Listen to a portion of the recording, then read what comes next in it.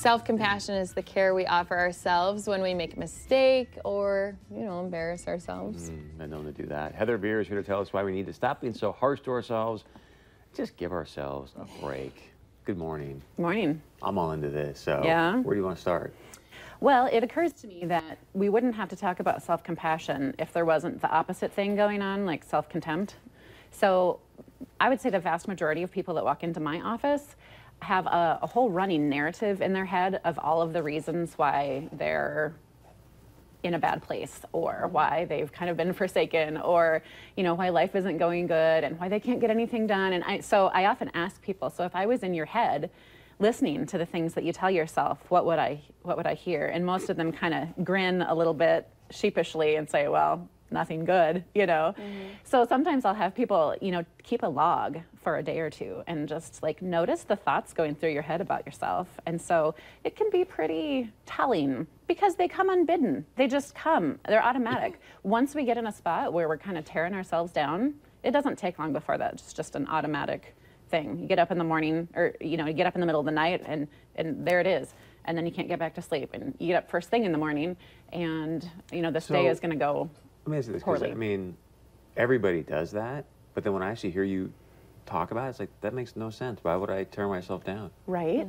Right? It doesn't make any sense, does it? So why do we do it? Because we wouldn't do that to other people, right? We wouldn't talk to our friends and our family the way that we talk to ourselves.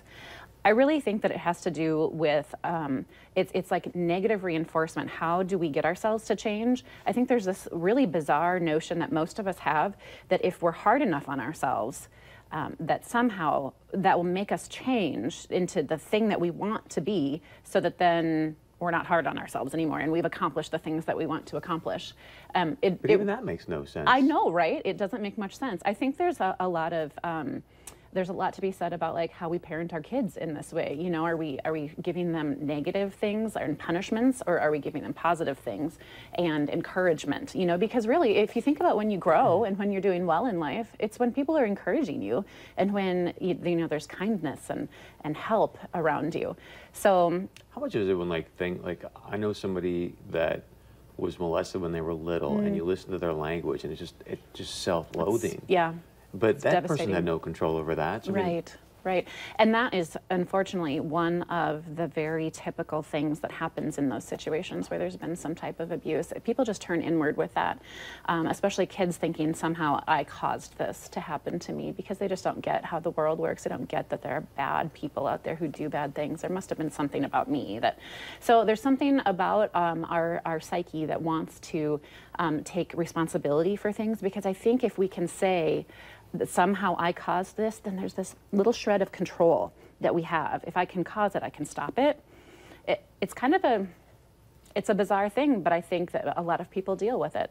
And so after I have people take a mental log, for a couple of days of, what they hear going through their head, sometimes they're really surprised. Maybe they're aware of some of the things that go on in terms of, oh, I wish that I could get up earlier. I wish I wasn't so lazy. I wish I blah, blah, blah, but it can get pretty ugly in there. And so when people are really honest, we can get in and do some really good work, because what's the contempt? It's lies. We believe lies that somehow, we've heard them from, whether it's social media or a ill-meaning parent or neighbor, or something like that. We get bad messages from just about anywhere. But then when you start to identify the lies, then that's where we can start to turn this around, and self-compassion can come into play.